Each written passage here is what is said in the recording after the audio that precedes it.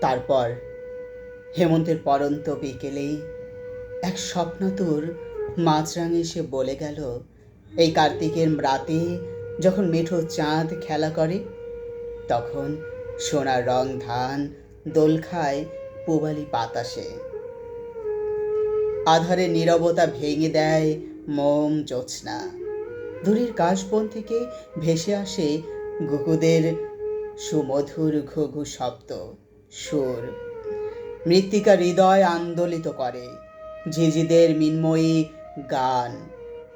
প্রেমিকার হৃদয় হাতড়ে বেড়ায়, প্রিয়ার কাজল চোখ, মেঘলা কালো চুল, নরম দুটি হাত, মোহনীয় গোলাপি ঠোঁট বাউলের একতারায় সুর তোলে।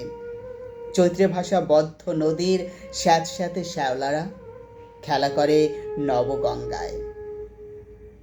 হৃদয়ানন্দের ফুলঝুরি ছড়িয়ে এই বাংলার গ্রাম থেকে গ্রামান্তরে হেমন্তের ধোয়া ধোয়া কাক ভরে উষ্ণ শিশিরের সাথে মিশে যায় জলাঙ্গির তীর।